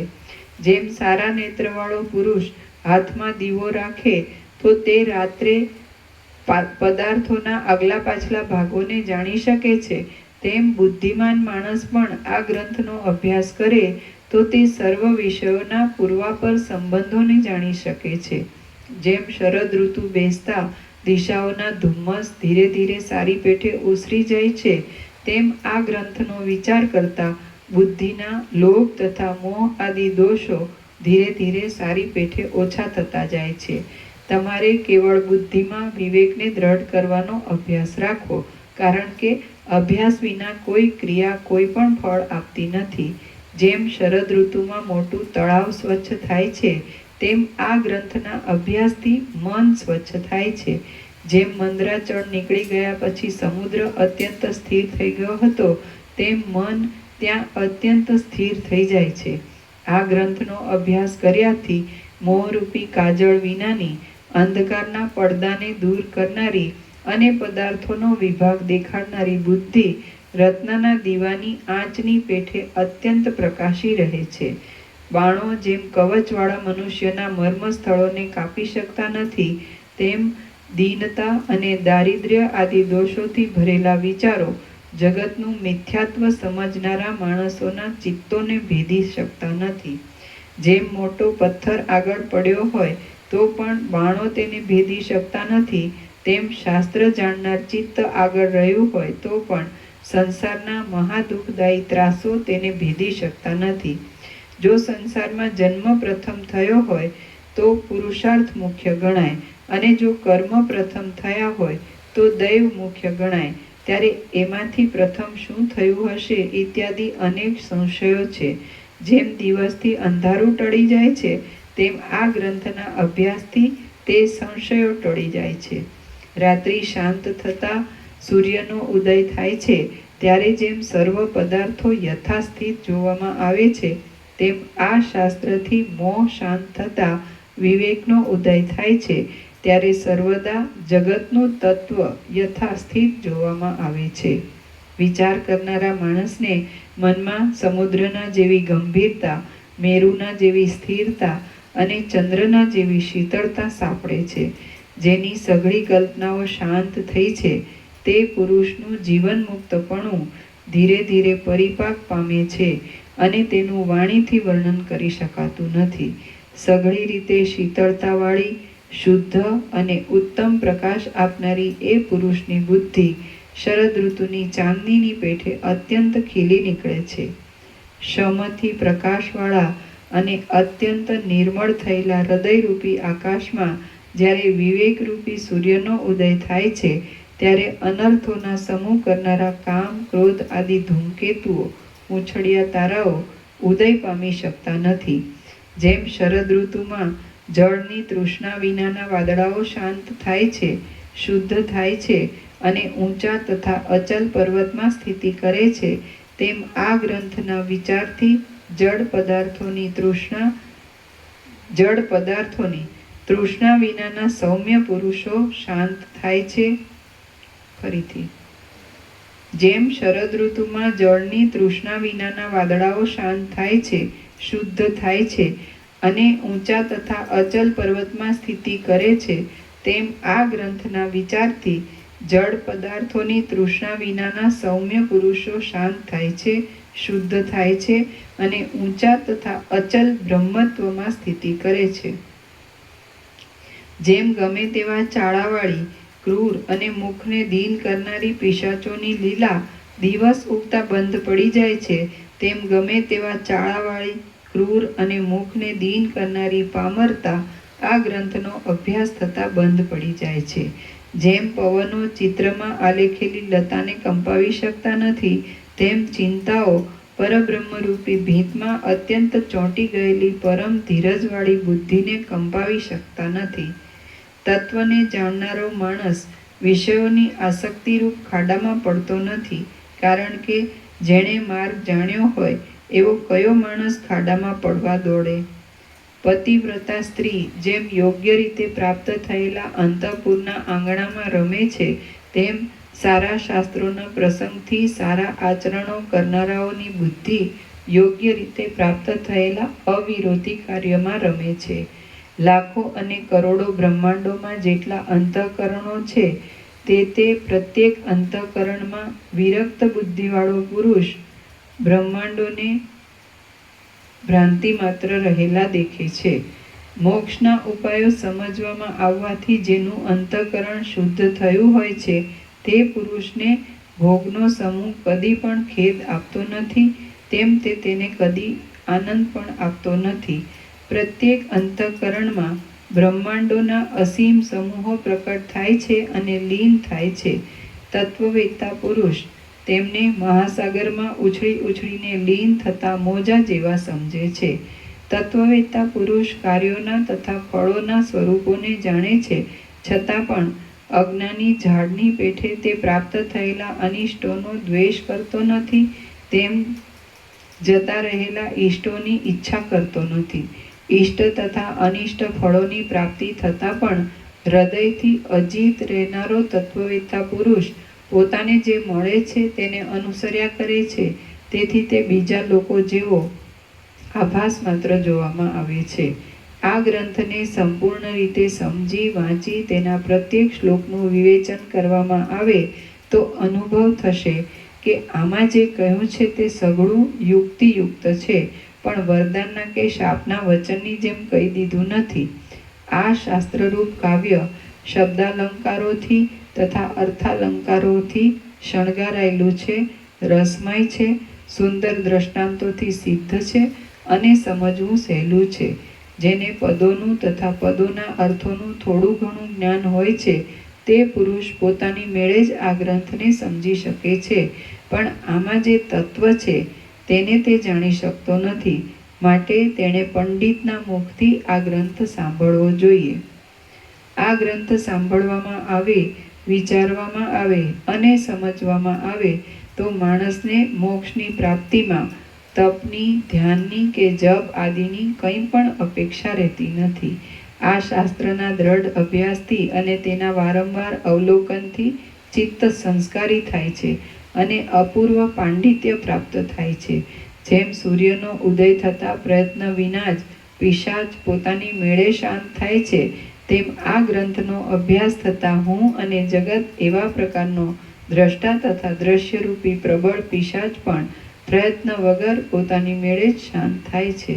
જેમ સ્વપ્નની ભૂલ જાગ્રત અવસ્થાથી જાણ્યામાં આવ્યા પછી કંઈ પણ ભમાવતી નથી, તેમ હું અને જગત એવી રીતની દ્વૈતરૂપી ભૂલ પણ જ્ઞાનથી જાણ્યામાં આવ્યા પછી કાંઈ પણ ભમાવતી નથી. તે તો એમને એમ જ શાંત થઈ જાય છે. જેમ સંકલ્પથી ઉઠાવેલા નગરમાં આવ્યાથી પુરુષને હર્ષ કે શોક બાદ કરતા નથી, તેમ આ જગતરૂપી ભ્રમ જાણવામાં આવ્યાથી પુરુષને હર્ષ કે શોક બાદ કરતા નથી. જેમ સર્પના ચિત્રને ચિત્રરૂપે જાણવાથી તે સર્પ ભય આપનાર થતો નથી, તેમ જગતરૂપી સર્પને યથાર્થ રૂપે જાણ્યા પછી તે સુખ કે દુઃખને આપનાર થતો નથી. જેમ જાણવાથી ચિત્રના સર્પનું સર્પપણું એમને એમ નષ્ટ થઈ જાય છે, તેમ અધિષ્ઠાનને, કલ્પિતના આધારરૂપ બ્રહ્મને, તેમ અધિષ્ઠાનને જાણવાથી સંસારનું સંસારપણું એમને એમ નષ્ટ થઈ જાય છે. ફૂલને કે પાંદડાને વીંખી નાખવામાં થોડોક પરિશ્રમ પડે છે, પણ તેટલો થોડો પરિશ્રમ પણ અધિષ્ઠાનરૂપ બ્રહ્મને જાણવાથી સંસારને, જગતને વીંખી નાખવામાં પડતો નથી. ફૂલને કે પાંદડાને મસળવામાં હાથ ચલાવવા પડે છે, પણ સંસારને મસળવામાં તો કેવળ બુદ્ધિને જ રોકવાનું કામ છે, બીજા કોઈ અવયવ ચલાવવાનું તેમાં કામ નથી. સુખદાયી આસન ઉપર બેસવું, જેવા મળી આવે તેવા ભોગો ભોગવવા અને સદાચારથી વિરોધી હોય તેવા કાર્યો ન કરવા, દેશકાળને અનુસરીને બનતા સત્સંગથી સુખપૂર્વક આ શાસ્ત્રોનો અથવા ઉપનિષદ આદિ શાસ્ત્રોનો સૂક્ષ્મ વિચાર કરવો. આથી આ સંસારની શાંતિ આપનારો પરમાત્માનો સાક્ષાત્કાર થાય છે અને એ સાક્ષાત્કારથી ફરીવાર યોનિ રૂપી યંત્રમાં દબાવવું પડતું નથી. એ પ્રમાણે સુગમતા છતાં પણ એથી ડરી જઈને જે પાપીઓ ભોગના રસમાં લંપટ રહે છે તે અધમોને તેમની માતાના મળના કીડારૂપ જાણવા અને તેમનું નામ પણ લેવું નહીં. નીચે ટાંચ છે. વિવેકી મનુષ્ય આ વચનોનું તાત્પર્ય સમજી પોતાના પારમાર્થિક કર્તવ્યના અનુષ્ઠાનમાં પ્રમાદ કરવો ઉચિત નથી. એ પ્રમાણે સુગમતા છતાં પણ એથી ડરી જઈને જે પાપીઓ ભોગના રસમાં લંપટ રહે છે તે અધમોને તેમની માતાના મળના કીડારૂપ જાણવા અને તેમનું નામ પણ લેવું નહીં. હે રામ, હવે હું અત્યંત શુદ્ધ બુદ્ધિવાળાઓના પ્રાણરૂપ અને જ્ઞાનનો વિસ્તાર કરનારું આ શાસ્ત્ર કહું છું, તે તમે સાંભળો. પ્રથમ એ શાસ્ત્ર કઈ રીતે સાંભળવું અને કઈ રીતે તથા કઈ પરિભાષાથી શાસ્ત્રના અસાધારણ સંકેતથી તેને વિચારવું તે હું કહું છું, તમે તે સાંભળો. જોવામાં આવેલા પદાર્થથી અનુભવમાં નહીં આવેલા પદાર્થને જે સમજાવવામાં આવે છે તેને વિદ્વાનો દ્રષ્ટાંત કહે છે. તે દ્રષ્ટાંતથી બોધમાં કેટલીક સુગમતા પડે છે. હે રામ, જેમ રાતે દીવા વિના ઘરમાં રાચરચીલાની ખબર પડતી નથી, તેમ દ્રષ્ટાંત વિના અપૂર્વ વિષયનો યથાર્થ બોધ થતો નથી. હે કકુસ્થ વંશજ, હું તમને અહીં જે દ્રષ્ટાંતોથી સમજાવીશ તે દ્રષ્ટાંતોને તમારે ઉત્પન્ન થયેલા અને તેમ હોવાથી ખોટા સમજવા. એ દ્રષ્ટાંતોથી તમારે જ્ઞેય જે બ્રહ્મ છે તેને જ નિત્ય અને સત્ય સમજવું. એક પરબ્રહ્મ વિના બીજા જે કાંઈ ઉપમાનો અને ઉપમેયો છે, ઉપમાનો એટલે જેમની ઉપમા આપીએ તે, અને ઉપમેયો એટલે જેમને ઉપમા આપીએ તે, એ દ્રષ્ટાંતોથી તમારે જ્ઞેય જે બ્રહ્મ છે તેને જ નિત્ય અને સત્ય સમજવું. એક પરબ્રહ્મ વિના બીજા જે કાંઈ ઉપમાનો અને ઉપમેયો છે તે સઘળા સ્પષ્ટ રીતે કોઈના કાર્યરૂપ છે અને કોઈના કારણરૂપ છે. બ્રહ્મના ઉપદેશમાં તમને જે દ્રષ્ટાંત કહેવામાં આવે તેમાંથી એક અંશની સરખાઈ લેવી, પણ સઘળા અંશોની સરખાઈ મેળવવાનો આગ્રહ રાખવો નહીં. તમને અહીં બ્રહ્મ તત્વ સમજાવવા માટે જે દ્રષ્ટાંત આપવામાં આવે તે દ્રષ્ટાંતને તમારે જગતની અંદરનું જ અને સ્વપ્ન સંબંધી પદાર્થ જેવું જ સમજવું. આ પ્રમાણે પરિભાષા જાણી રાખવાથી નિરાકાર બ્રહ્મમાં સાકાર દ્રષ્ટાંત કેમ લાગુ પડે એવી મૂર્ખ લોકોની તાર્કિક શંકાઓને અવકાશ જ રહેશે નહીં. તર્કશાસ્ત્રમાં અસિદ્ધ અને વિરુદ્ધ જે દોષો કહેલા છે તે ઉપર ચોટ રાખીને બીજા લોકો કદાચ દ્રષ્ટાંતોમાં દૂષણ આપે તો પણ જગત સ્વપ્ન જેવું જ છે, માટે કશું દૂષણ લાગુ પડશે નહીં. કેટલાયક તાર્કિક લોકો કહે છે કે જાગ્રત અને સ્વપ્નને સરખા કેમ ગણાય, પણ વાસ્તવિક રીતે વિચારીએ તો જેમ સ્વપ્ન પૂર્વકાળમાં કે અપરકાળમાં રહેતું નથી અને વર્તમાન કાળમાં પણ અનિર્વચનીય રૂપે રહે છે, તેમ જાગ્રત પણ પૂર્વકાળમાં કે અપરકાળમાં રહેતું નથી અને વર્તમાન કાળમાં પણ અનિર્વચનીય રૂપે રહે છે. એ વાત વિદ્વાનોથી માંડીને તે બાળક સુધી સર્વમાં અનુભવ સિદ્ધ છે. આથી જેમ જાગ્રતની કલ્પનાઓ સ્વપ્નમાં કેટલું કામ કરે છે, તેમ ધ્યાન, વરદાન, શાપ અને ઔષધાદિ સ્વપ્નની કલ્પનાઓ પણ કોઈ સમયે જાગ્રતમાં ફળ દેતી જોવામાં આવે છે. જગતની સ્થિતિ જ એવી છે, માટે જાગ્રતને સ્વપ્નના દ્રષ્ટાંતો અપાય છે તે યથાર્થ જ છે. મોક્ષના ઉપાયરૂપ ગ્રંથો કરનારાઓને બીજા પણ જે ગ્રંથો કરેલા છે, મોક્ષના ઉપાયરૂપ ગ્રંથો કરનારાઓએ બીજા પણ જે ગ્રંથો કરેલા છે તે ગ્રંથોમાં પણ સાધ્ય એવા બ્રહ્મના સ્વરૂપને સમજાવવા માટે જે દ્રષ્ટાંતો આપ્યા છે તેમાં પણ તેવી જ વ્યવસ્થા રાખવામાં આવી છે. વેદમાં અને શાસ્ત્રમાં જગતનું સ્વપ્ન સમાનપણું સમજાવવામાં આવે છે, પણ તે સમજીને વાત કરી બીજાને ગળે ઉતરાવવું એ તુરત બની શકે એમ નથી, કારણ કે પોતે સમજવા કરતાં બીજાને સમજાવવામાં વાણીનો ક્રમ સારી રીતે ગોઠવવો પડે છે.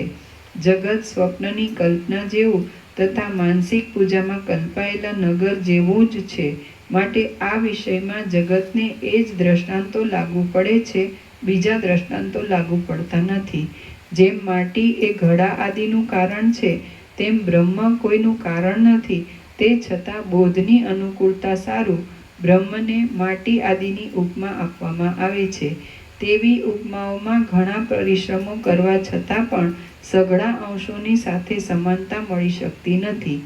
બુદ્ધિમાન પુરુષે બોધની અનુકૂળતા સારું નિર્વિવાદ થઈને ઉપમેયમાં એક અંશથી ઉપમાનના સાદૃશ્યનો અંગીકાર કરવો. આ મણી દીવા જેવો છે એમ લોકમાં કહેવામાં આવે છે, ત્યાં પણ દીવાની માત્ર પ્રભાનું, માત્ર અજવાળાનું, ત્યાં પણ દીવાની માત્ર પ્રભાનું જ મણીમાં સરખાપણું માનવામાં આવે છે, પણ એ સરખાપણામાં કોડિયા, તેલ તથા વાટ આદિનો સરખામણીમાં ઉપયોગ થતો નથી. જેમ દીવો પ્રભાના સરખાપણાથી મણીના સ્વરૂપને સમજાવે છે, તેમ સઘળા ઉપમાનો એક દેશના સાદ્રશ્યથી જ ઉપમેયના સ્વરૂપને સમજાવે છે. દ્રષ્ટાંતના એકાદ અંશથી સાદ્રશ્ય લઈને જે સમજવાનું હોય તે જો સમજાતું હોય તો તે દ્રષ્ટાંતનો સ્વીકાર કરીને શાસ્ત્રોના મહાવાક્યોના અર્થનો નિશ્ચય કરવો, પણ કુતાર્કિકપણું રાખીને જેઓથી અનુભવનું ખંડન જ થાય એવા અપવિત્ર વિકલ્પોથી પરમ પુરુષાર્થને ધક્કો પહોંચાડવો નહીં. વેદાંત શાસ્ત્ર સંસારનો ત્યાગ કરાવનારું છે, તેથી તેની વાતો વેરીની વાતો જેવી અપ્રિય લાગે છે. બીજા શાસ્ત્રો પ્રપંચમાં પ્રવૃત્તિ કરાવનારા હોવાથી તેમની વાતો સ્ત્રીની વાતો જેવી મીઠી લાગે છે. તો પણ અમે સિદ્ધાંત કર્યો છે કે વેરીની વાત પણ જો વિચારથી અનુભવ કરાવનારી હોય તો તેનો સ્વીકાર કરવો, અને સ્ત્રીની વાત પણ જો વેદોક્ત પુરુષાર્થથી ભ્રષ્ટ કરાવનારી હોય તો તેને બકવાદ રૂપ જ સમજવી, પણ પ્રામાણિક સમજવી નહીં. હે રામ, અમારી મતિ એવી છે કે તેથી જીવન મુક્તિરૂપ શુભ આપનાર બુદ્ધિ પ્રાપ્ત થાય, અને તેથી તે બુદ્ધિથી અપરોક્ષ અનુભવ કરાવનારો પરમ પુરુષાર્થ મળે એવી સઘળા અધ્યાત્મ શાસ્ત્રોની એક વાક્યતા છે. માટે વેદ વિરુદ્ધ કેવળ પોતાના તર્કોથી જ પુષ્ટ થયેલા બીજા શાસ્ત્રોથી બની શકે નહીં એવો અપરોક્ષ અનુભવ કરાવનારો પરમ પુરુષાર્થ એ જ અમારા મતમાં પ્રમાણ છે. હે રામ, અમારી મતિ એવી છે કે તેથી જીવન મુક્તિ રૂપ શુભ ફળ આપનાર બુદ્ધિ પ્રાપ્ત થાય છે, અને તેથી એ બુદ્ધિથી અપરોક્ષ અનુભવ કરાવનારો પરમ પુરુષાર્થ મળે એવી સઘળા અધ્યાત્મ શાસ્ત્રોની એક વાક્યતા છે. માટે વેદ વિરુદ્ધ કેવળ પોતાના તર્કોથી જ પુષ્ટ થયેલા બીજા શાસ્ત્રોથી બની શકે નહીં એવો અપરોક્ષ અનુભવ કરાવનારો પરમ પુરુષાર્થ એ જ અમારા મતમાં પ્રમાણ છે. શ્રી યોગ વાસિષ્ઠ મહારામાયણમાં મુમુક્ષુ પ્રકરણનો દ્રષ્ટાંત નિરૂપણ નામનો સર્ગ 18મો સમાપ્ત. ઓમ ઓમ ઓમ. પ્રસાદ આપી દો.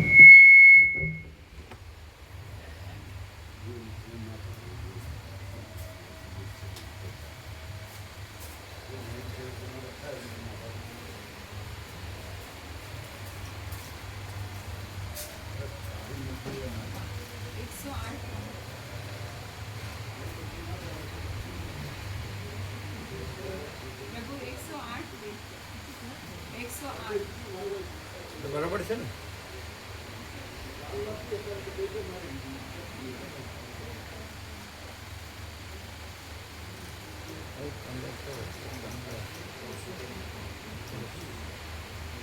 બરોબર બરોબર.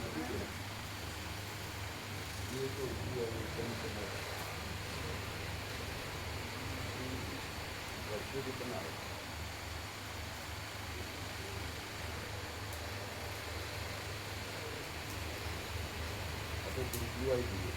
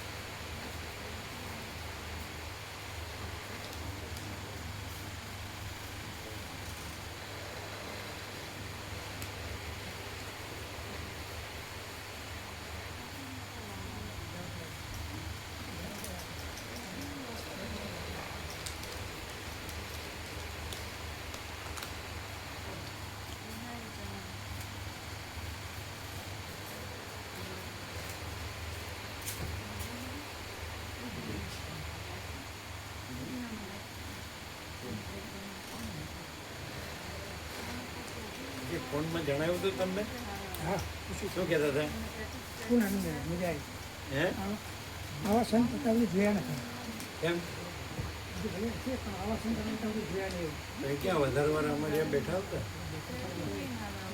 સાચું સાચી જગ્યાએ અનુભવ તો અનુભવ થાય આ બધું દસ્યુ દેખાયું બધું આવતા જ શાંતિ અનુભવ એ સાચી નહીં પહેલાં એ બધું પછી કેવું બહુ સારી મજા આવી ગઈ શાંતિ આવા સંત આવા ત્યાં જોયા અમે તો કાંઈ કીધું નતું એમને છે બીજું અમે કહીએ અને અમારું નહીં કરતા વધારે બેઠા પણ નહોતા એટલે મને બીજું એટલે આવ્યા હતા સવા અગિયાર આવી ગયા તો વિશ્રામમાં હતા તો વિશ્રામમાં ભેગા થઈને કપડ બને કામ કર્યો કપડ બને પછી કપડ લઈ નીકળી જતી તરત જ પ્રસાદ દેવડાવ્યો હવે કપડ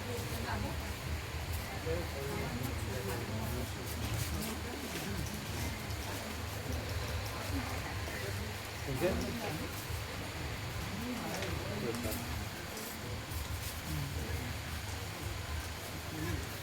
કેમ છે સારું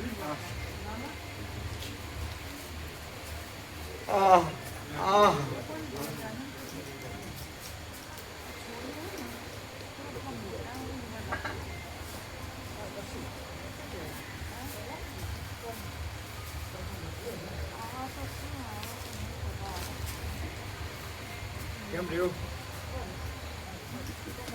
જે જીવન તત્વતા મહાત્માઓના જે ગુણોના વર્ણન કર્યા છે ને વાલ્મીકીને એમને એવું લાગ્યું કે ટોટલ અહીંયા અવલોકન કરીને પછી યોગવાસિત બનાવી લાગે